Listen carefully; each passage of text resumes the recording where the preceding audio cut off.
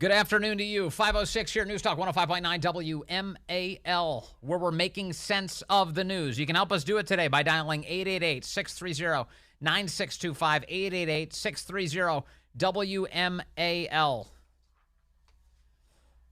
A lot to get to.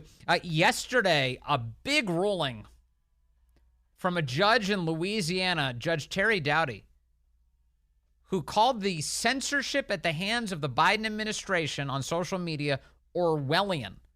He said the Biden administration seems to have gone too far and they may be guilty of the most egregious violations of the First Amendment in the history of the United States of America. That judge doing a 360 windmill dunk on the Biden administration yesterday.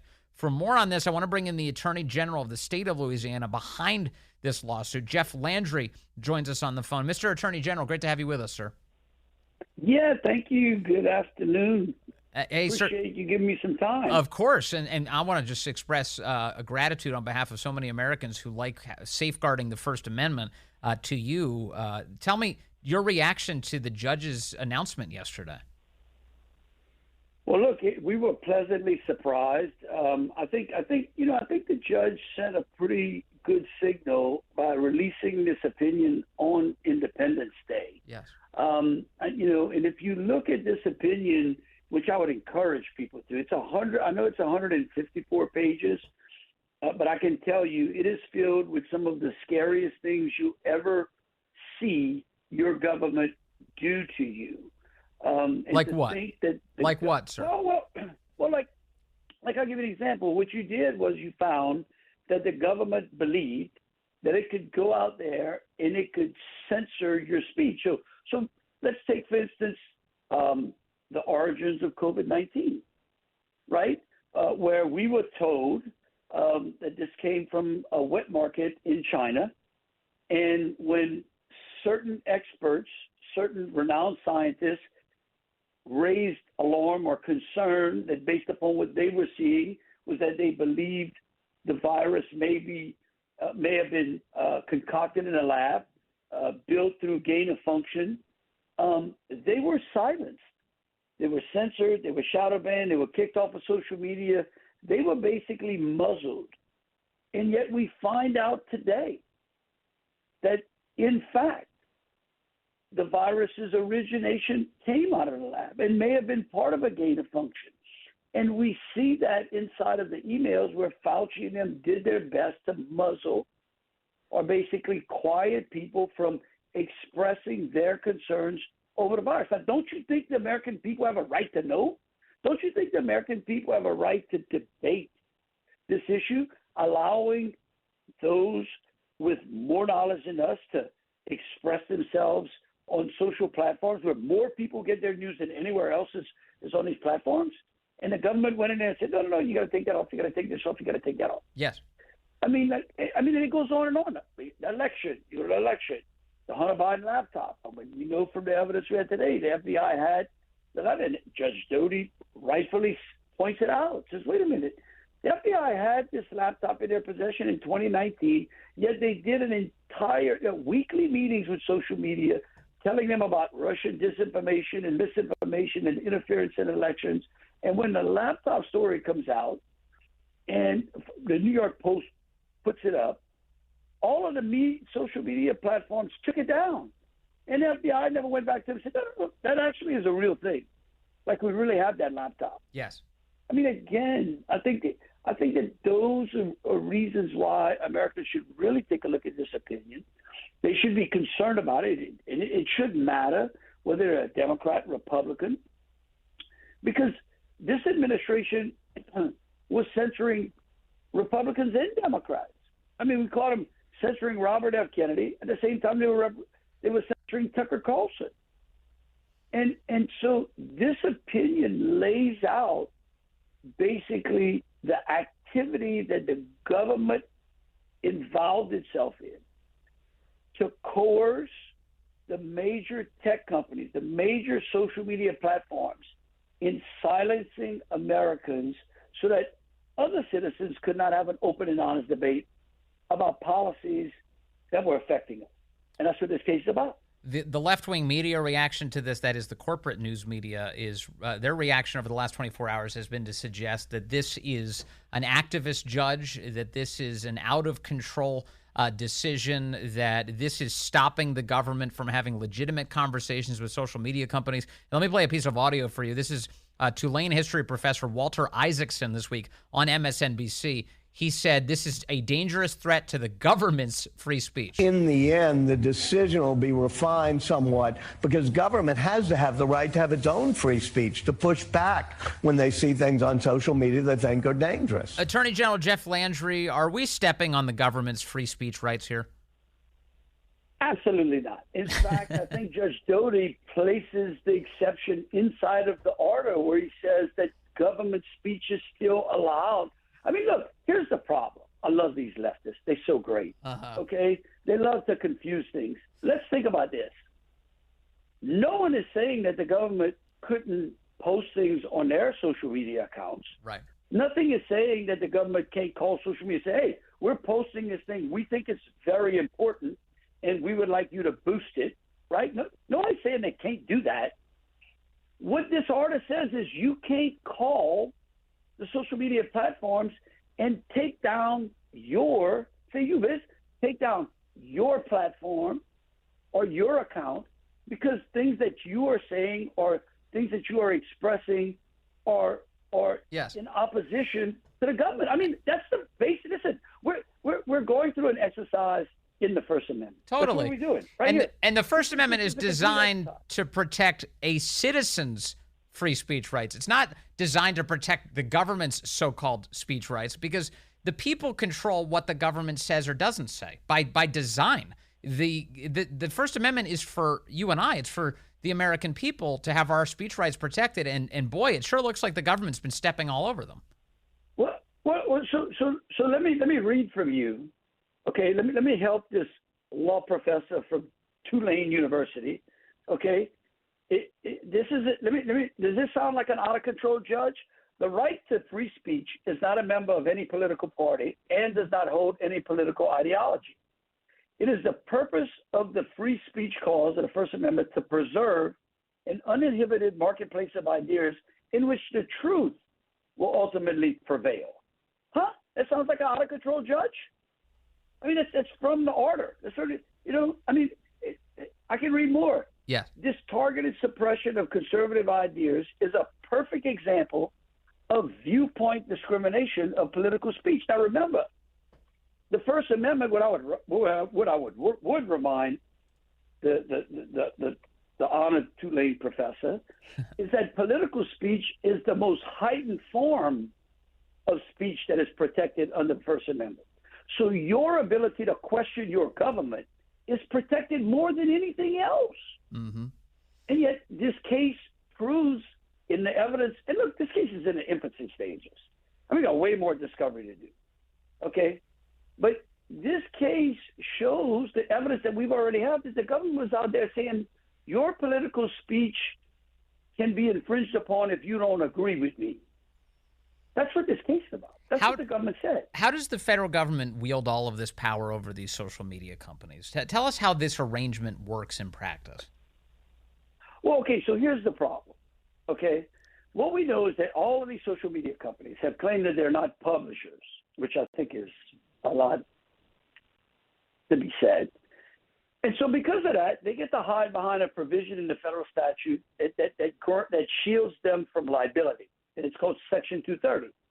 And so the administration would say, hey, if you don't pull down, Vince's post, or if you don't throttle Tucker Carlson back some, well, maybe we're going to go out there and start amending Section 230.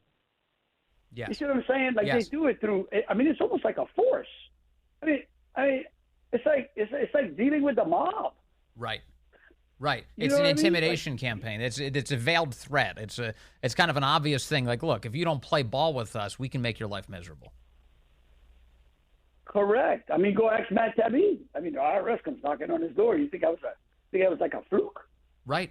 Yeah, because he started exposing this, and then the day that he was testifying before Congress was the very same day that the Biden administration's IRS started knocking on his door to pursue a tax claim from years ago.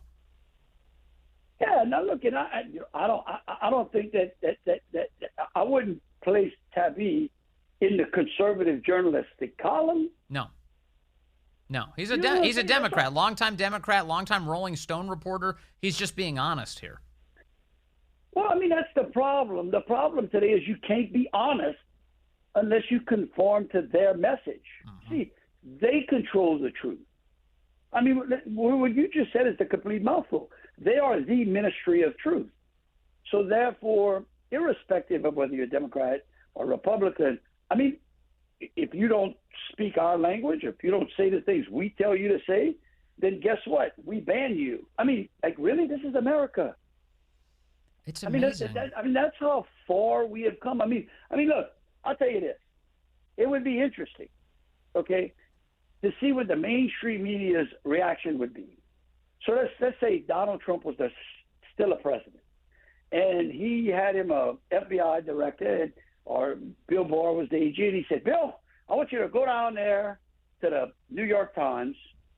You know, they're saying all kind of things about my COVID policy. You tell them they can't do that anymore. In fact, You tell them you want to start redacting that.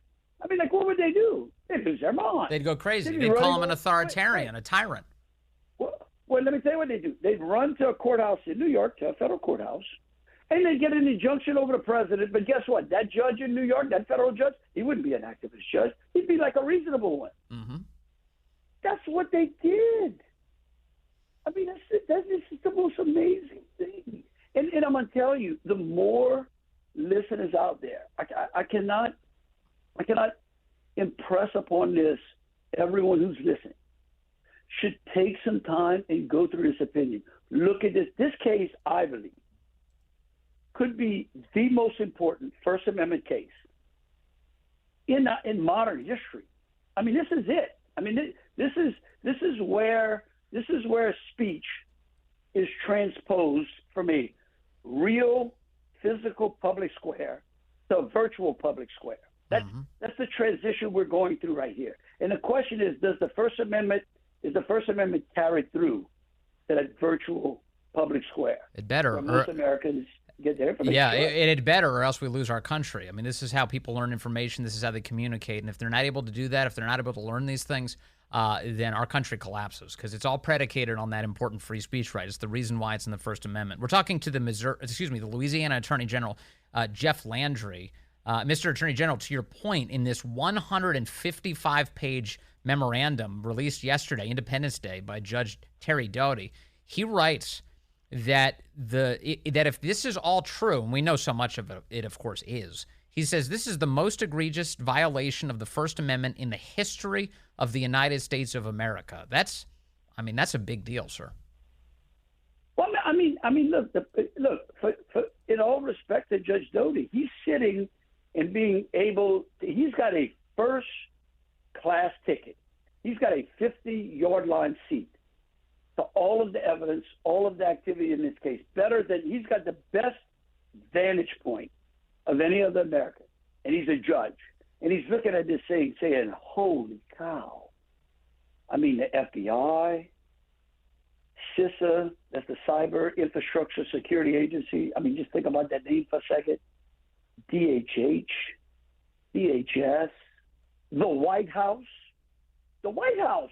I mean, literally, we got an email, Robert Slattery, White House IT guy, but a high-level staffer inside the White House working for President Biden. Got an email says to Facebook, you better take Robert Kennedy Jr. down, or else. Like, I mean, really. I mean, it's sad. I mean, this case should be very concerning. Yes. It's important. It's a great decision by the judge, and we got a lot left in this case to go, but people should be paying well attention. Yeah, I hope they do. Lastly, Attorney General Landry, I have to say I'm grateful. I think a lot of people are. I'm grateful to the state's attorneys general who have fought to protect Americans' rights during this era. Republicans didn't have control of the House for much of this, obviously for half of this Biden presidency so far. And it was really only the state attorney general who were kind of that last line of defense out there. So I have to say thank you for that. And please keep doing that. Please keep teaming up in order to restore the Bill of Rights to the American people. Well, let me tell you something. We've got some great Republican AGs out there. Alan Wilson, South Carolina, Todd Rokita, Indiana, Steve Marshall, Alabama. I mean, I could Sean Reyes in Utah. We got a great bunch. Lynn Fitch, Ashley Moody. I mean, I'm telling you, it's a super lineup of AGs, Republican AGs around this country that are absolutely they standing in the breach. And look, we there. We got the American people's back. I love it. I love it. Thank you very much. Great to talk to you. Attorney General Jeff Landry from the great state of Louisiana. Thank you, sir. Okay, take care. Good to talk to you. And I have to believe, by the way, that he had a special words for that Tulane University professor. You know, they are based out of Louisiana. You know, isn't it amazing the things that happen at the Biden White House that aren't considered, you know, top fold scandals? The Biden bribery, the big guy, the cocaine found at the White House. None of it. It doesn't matter. Hunter Biden lives there. Did you know that? He's been living at the White House. Not a scandal, not a big deal. I think Donald Trump once gave McDonald's to a college football team. That was a huge scandal. Do you remember that? Yeah. Coming up, Joe Biden is senile. It's time to start talking about that. Good afternoon to you. 5:35 here, News Talk 105.9 WMAL, where we're making sense of the news. You can call us today at 888-630-9625, 888-630-WMAL. Great to have you with us. I hope you had a great Independence Day. Got to see some fireworks, hang with the family, do some grilling, appreciate our country. I wonder, how long do I keep the American flag bunting up on the house? What's the rule there? Is there a version of Little Christmas that's attached to July 4th that we could look to? Do we just keep it up? I keep the American flag up all year, obviously, but the bunting is a little difficult to manage because every so often the wind will catch it and it'll catch up on the drainage at the top of the house, and then I get a ladder and climb up there and put it down. But the second I see a mistake, I go out and I fix it, because the last thing I want is ugly patriotic decorations. I need everything perfect for my country. I saw somebody post earlier on Twitter today. This may have been Jesse Kelly. He said that people involved in politics in America, that is, people who do door knocking, like actual footwork in American politics, if you are arriving at the home of a Republican voter by their American flag. If they have an American flag, they're a Republican voter. Is that true? Is that a uniform rule, do you think? I suspect it probably is. I mean, there's maybe some exceptions out there, so I guess in that sense not uniform. But he said that by and large, it's Republicans have the American flag, Democrats don't. And that tracks with patriotic sentiment. All the polling shows that that's obviously true. Republicans way more likely to say they're proud of this country, that they love their country. Democrats way less likely to say that they love this country. Which is a disappointing. You should love this country. You should appreciate the many blessings you have because you live here that you don't get in any other country on the planet. Some programming notes for you. This is one of those weird weeks because everyone in radio is kind of all over the place. I was all over the place. Monday and Tuesday of this week, I hosted for Larry O'Connor on the morning show. I'm very grateful to Derek Hunter, who filled in for me these past 2 days. And then Derek jumped over to the morning show this morning. He's filling in for the vacationing Larry O'Connor. I'm back here today. I do have to tell you, though, and I apologize for this, I won't be in tomorrow. That is because I have to go to a family funeral. I've got to go send off a beloved aunt. And so I will be doing that tomorrow. And then I will be back Friday, but the way things are working out, you'll get a double dose of me because I am on at noon hosting the Dan Bongino Show and then right into the Vince Coglianese Show, just going 6 hours straight through. And by that point, I'll have a lot to discuss with you come Friday. So that'll be great. I'm very much looking forward to that. So that's been fun. That will be fun. And the other thing I did earlier this week, I did double duty on Special Report. I did the panel, the all-star panel on the Fox News Channel Monday and Tuesday of this week. And I want to add just one kind of after-action report to that experience. Last night in particular, I was sitting alongside Philip Wegman of course, of Vince Coglianese Show fame, and then also Marie Harf, the former Obama administration State Department official. Don't be making faces in there, Corey. Corey, I think Corey just made the barf face. Marie Harf said some stuff last night about all of this censorship that the Biden administration has been doing, using social media companies to censor American citizens. And that great court decision comes out yesterday. The judge says you have to stop doing that. He is barring the Biden administration from censoring American citizens and depriving them of their First Amendment rights. And Marie defended it. She's like, I used to be one of those people who would email the social media companies, and you have to have relationships with these companies. And I'm sitting there going, I really want to jump back in here and say, yeah, you shouldn't be doing that. You should have never done that in the first place. But I didn't, and the explanation for that is at least in my mind, it's kind of a TV thing, etiquette thing. I'm just trying to be the best guest I can for this show, I don't know if they want me to like square off with her the second she says something crazy. Like, okay, now do I jump in? Now do I say something? What kind of time are we working with here? Are the producers going to be like, hey, like you ruined the whole show. You threw off the pacing. So I'm just trying to be respectful of everybody. So I got my piece in. Marie Harf said something I completely disagreed with. I wanted to jump in, but I bit my tongue. And then, of course, then the questions move on. So that's the way it's structured. Am I going to do it the same way in the future? I don't know. It's a coin toss. Anybody's game. But honestly, I do sit there and I'm like, God, all right, say something. Don't say something. Always interesting to navigate. All right, enough about what I've been up to. Let me take a phone call or two here. I've got Mark in Virginia Beach calling in on line 1. Mark, good afternoon. You are on the Vince Coglianese Show. Hello, Mark. Good morning or good afternoon, Vince. My condolences to you, sir. Thank you very much. No one's going to replace you in the afternoon. I'm sorry. Everybody else is a bore. Oh, but, come on now. No. I don't want to go that far. I appreciate the compliment, but there are some very talented people out there. Derek Hunter is very talented. I'm very grateful to him this week. We're going to stick with you. So I called you last week and said, what a week with the Hunter Biden revelations, but this tops it. I mean, what would the founding fathers think, say, and encourage their fellow Americans to do? I'm not advocating for violence, but these people sure are advertising for it.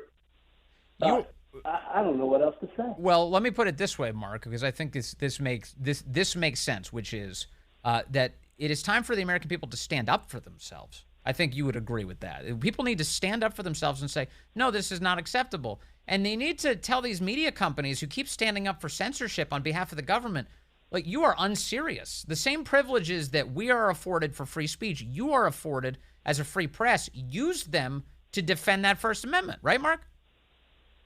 I would say yes, but they are advocating with the doggone Democrats. I mean, they're taking our freedoms away. Americans need to wake up and stand as one. Yeah. Not Democrats, not Republicans, not independents.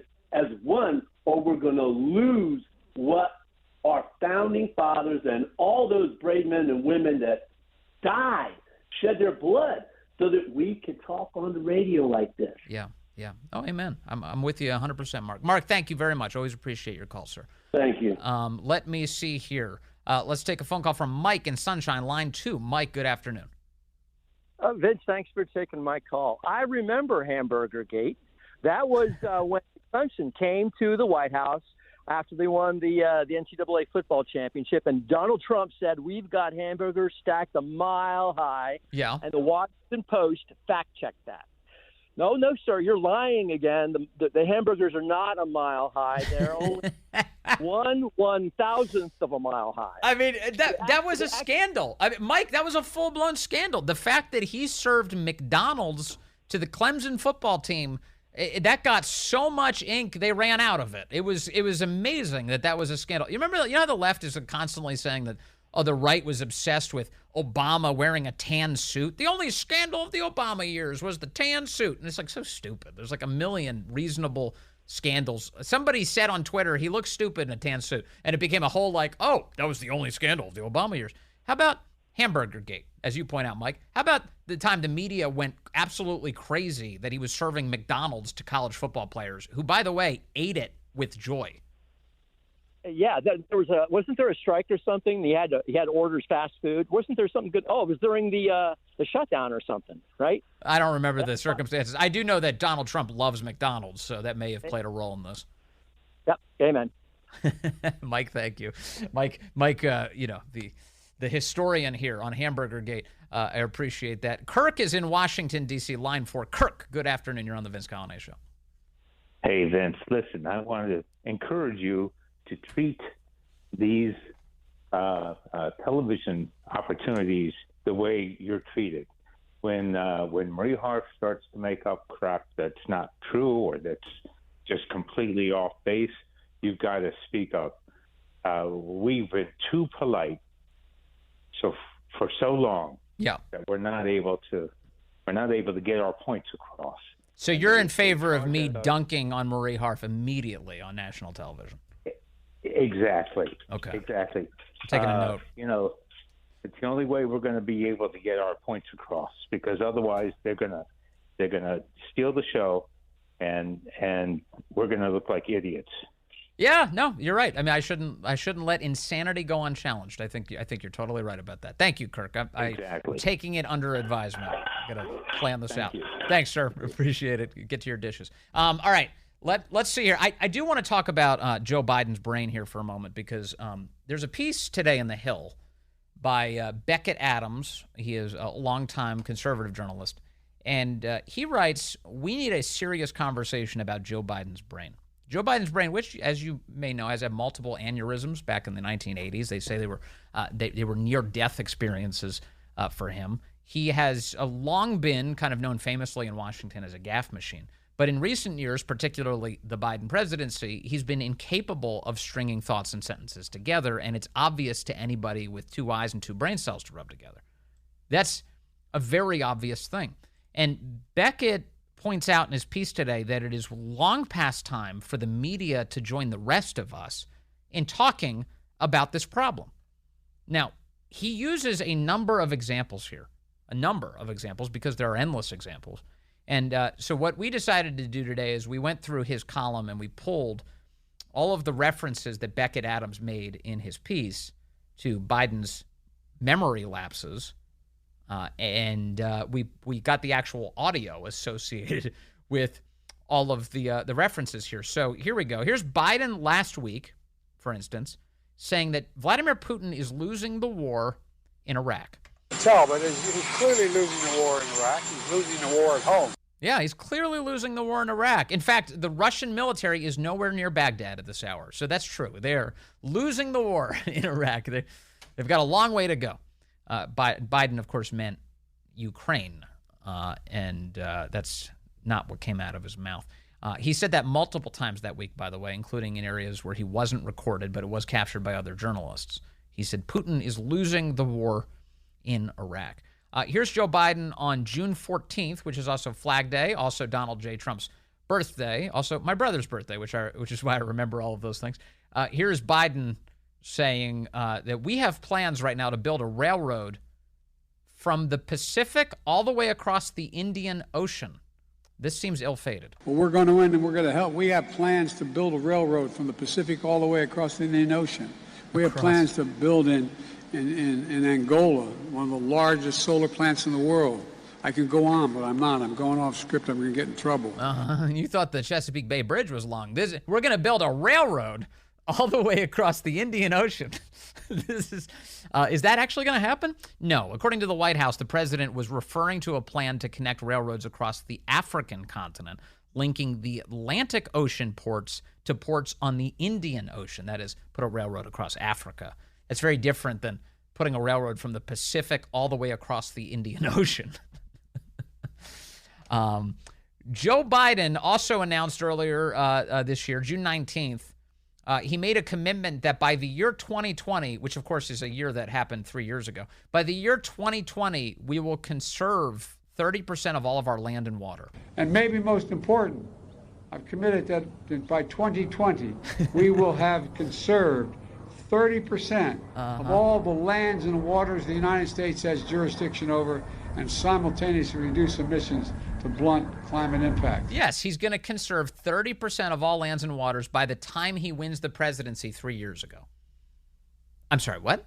How is that possible? June 16th this year, Biden finishes an event in Connecticut where he's promoting taking away your Second Amendment rights by saying, God save the Queen, man. All right. God save the Queen, man.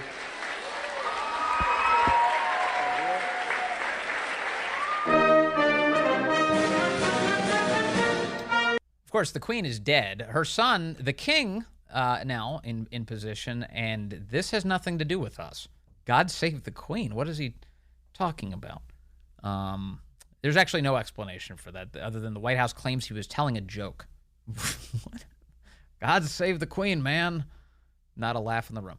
Joe Biden also has lied nonstop about his son, Beau Biden. He claims his son, Beau, was killed in Iraq. Barack and I spent 8 years together, and then the new administration came in, and in the meantime, things changed in our life and our family. I lost my son. We lost our son in Iraq. Anyway.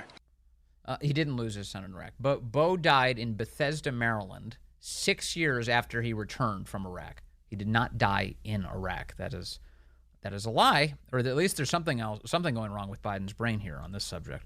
Biden, let's see, also blamed. Well, here he is once again saying that his son died in Iraq as he talks about inflation, Iraq, Ukraine. It's just all kind of mangled together. And they talk about inflation. You know, we're dealing with it for a whole second. Inflation is a worldwide problem right now because of a war in Iraq and the impact on oil and what Russia's doing. The war in Ukraine. And thinking of Iraq because that's where my son died. Because he died. But the point. His son did not die in Iraq. 6 years later, he died in Maryland. Then there's Biden's kind of infamous remark. Do you remember this one? When he released a statement on the occasion of Congresswoman Jackie Walorski's death of Indiana. And then the following few weeks, or a couple weeks later, he was doing an event near the White House, and he started asking around the room for Jackie Walorski. He wanted to know where she was. Again, he had released a statement commemorating her death already. I want to thank all of you here, for including bipartisan elected officials like Representative Governor, Senator Braun, Senator Booker, Representative Jackie. Are you here? Where's Jackie? I didn't think she was going to be here. Jackie was dead at the time. Then there is Biden in March of last year, kind of recklessly upending the war in Ukraine, saying that it is time for regime change in Russia. This was a statement that the White House had to walk back over and over and over again, suggesting he didn't really mean this. For God's sake, this man cannot remain in power. Yeah. And then there's this moment from Biden in the 2022 State of the Union address where he said that Vladimir Putin may circle Kiev with tanks, but he will never gain the hearts and souls of the Iranian people. Putin may circle Kiev with tanks, but he'll never gain the hearts and souls of the Iranian people. He'll never extinguish their love of freedom. Some confused clapping ensues. So that's Joe Biden. And that is, just to put a cherry on this, that is not a stutter. Have you noticed, I think, have they given up on saying that? For a time, there was a defense that Joe Biden had a childhood stutter that he's overcome. Getting the facts wrong is not a stutter. And it's an insult to people who actually are afflicted with stutters. It's about the delivery of the words, but it's the same word. These are completely different ideas. This is just him being wrong. It's not a stutter. It's just his mind. Something's wrong. And it's high time we talk about it. It's high time the media admit it. Beckett Adams correct on that front. It's 5:50. Yeah, Dan Bongino says there is no chance anybody but a family member got that cocaine into the White House. I would trust him. He's a Secret Service guy. Coming up next, the great one, Mark Levin. I'll be back with you Friday. Pete Mundo's filling in for me tomorrow on WMAL.